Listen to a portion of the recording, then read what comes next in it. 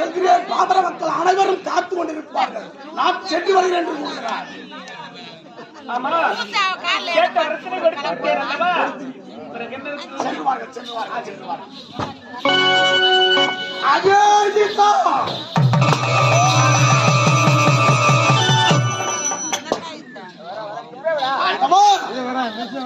இந்த அடியில் ஏன் ஒரு கோபமாக வருகிறீர்கள்?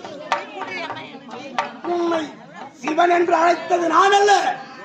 என்னை போன்ற பாமர மக்கள் வேற யாராவது அழைத்திருவார்கள். நீங்கள் சென்றுவார்கள்.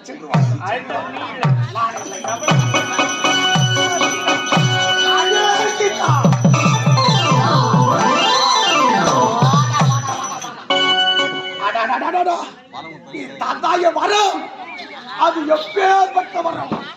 இசா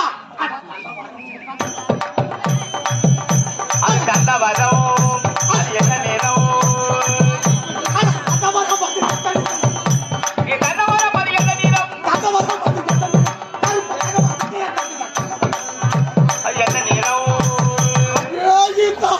நீங்க கொடுத்தாய வரம் குட்டையா இருக்குமா அல்லது நீட்டா இருக்குமா? தொண்டா இருக்குமா? இந்த கட்டையா நான் கொடுத்த வரம் எப்பேற்பட்டது தெரியுமா? நான் கொடுத்த வரத்தினை கண்ணால் பார்க்க முடியாது. அதற்கு உருவம் கிடையாது, நிறம் கிடையாது, அளவிடுகிறால் அளவிட முடியாது. நான் கொடுத்த வரம் எப்பேற்பட்ட வரம். நெட்டையாகவும் குட்டையாகவும் நீளமா கருப்பா வெள்ளையா இப்படி எல்லாம் நான் கொடுத்த வரத்தினை நீ பார்க்க முடியாது. நான் கொடுத்த வரம் எப்பேற்பட்டது தெரியுமா? காற்றை அனைவரும் சுவாசித்துக் கொண்டிருக்கிறார்கள். காற்றை யாராலும் கண்ணால பார்க்க முடியுமா? பார்க்க முடியுமா? இல்லையே. நிறம் இருக்கிறதா? இல்ல. உருவம் இருக்கிறதா? இல்ல. பார்க்க முடியாது அல்லவா? அதுபோலத்தான் நான் கொடுத்த வரமும் கண்ணால் பார்க்க முடியாது, கண்ணுக்கு தெரியாது. ஆனால் உணரலாம்.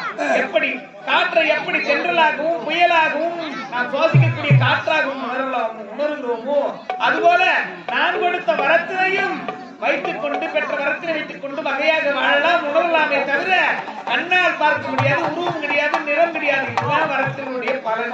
இதுதான் வரத்தினுடைய பலன். ஆமா, காற்று போல் இருக்கும், ஆனால் கண்ணுக்கு தெரியாது.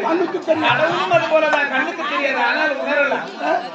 அந்த வரத்துக்கு பதிலுதான். ஆமா, வேற எதுவும் கிடையாது. இனி முதல் பாட்டு இப்பேற்பட்ட சூழாயுதம் கருத்தை விட்டே கிளம்பணும்.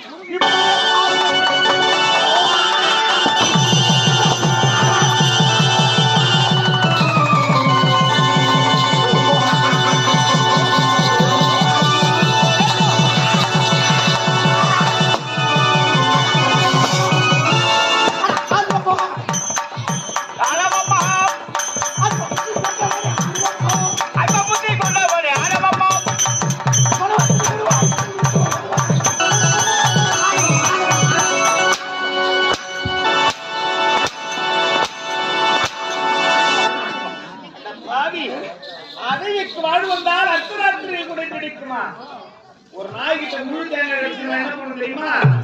தானும் திங்காது, அதுவும் மத்தவங்களையும் திங்க விடாது, உச்சினே அடையுமா. அதுபோல பெற்ற வரத்தினை வைத்துக் கொண்டு வகையாக வாழாமல் நாய் எப்படி தேங்காய் உச்சின் அடையுமோ அது போல நீ உச்சின் அடையலாம் பாக்குறேன். பையனை பார்த்தா எப்படி தெரிஞ்ச